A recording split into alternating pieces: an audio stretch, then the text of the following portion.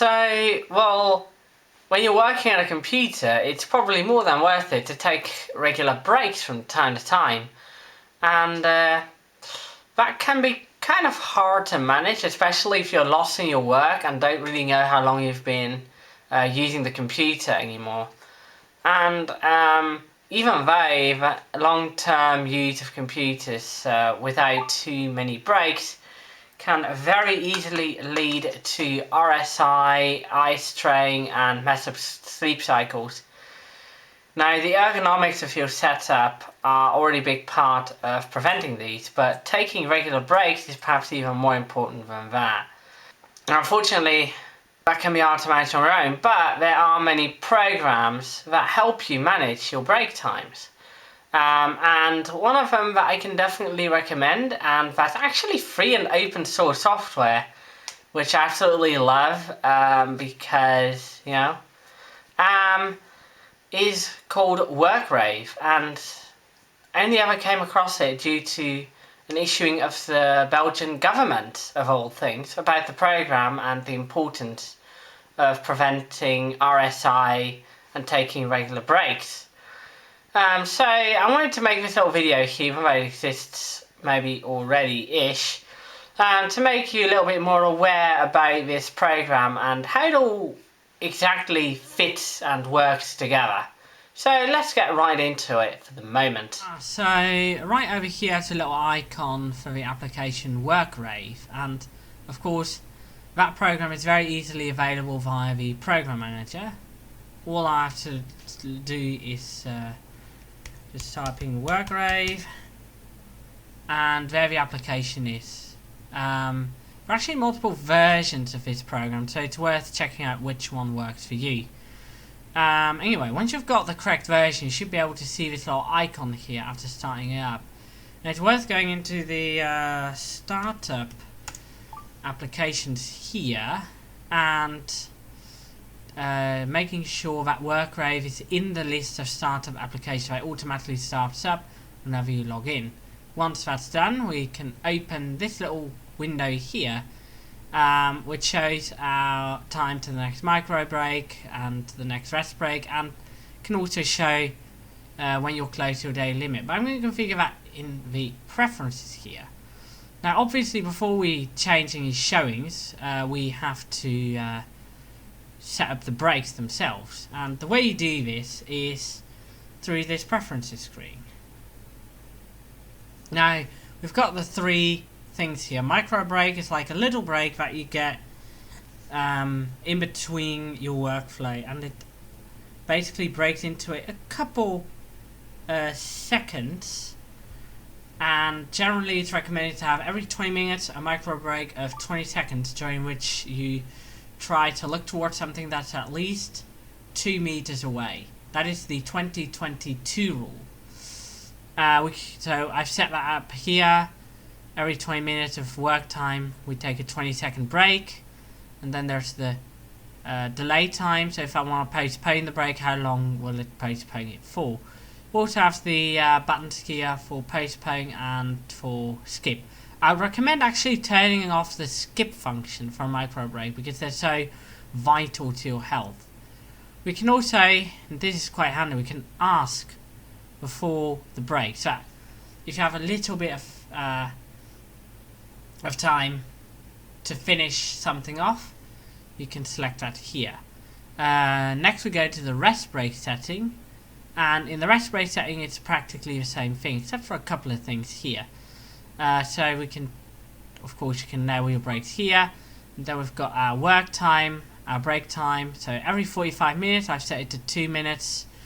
Generally it's worth having a rest break, so the longer breaks, at least 2 minutes per hour, more if you can, or if you have any pre-existing conditions.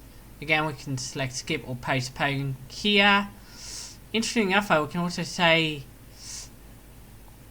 enable rest break when the screen is locked, so that whenever I go here and I lock out my computer or I log out, it will automatically start a rest break. Because after all, you'll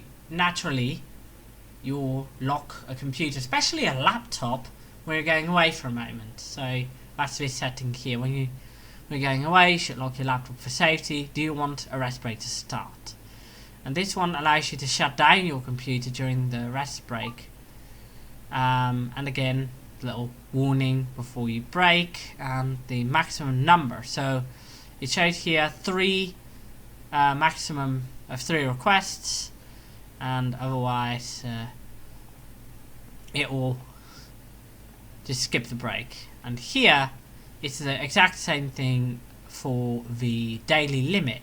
So in the daily limit, we can of course enable the daily limit. If you have a very long work days regularly, that might not be worth it. But I've got it set so generally you'll have should have no more than 8 hours or less. Yeah, just select whatever you feels right for you here for your work time, and then you can also set a postponing time. So if you have to postpone your break, which you can select here if you allow that, and here for the warning. When you skip the warning or skip the break, you'll get 20 minutes of delay time. That's pretty handy to just wrap up some last things before you finally end your day. Now on the daily limit screen, you will be able to obviously shut down your computer, and it's generally suggested to do some other work if you still have time left. But you can also select to opt a skip, which just prevents the daily limits from showing up ever again. I'm going to turn that off for now. And here is the postpone one, and that can be set here how long you want it to postpone for.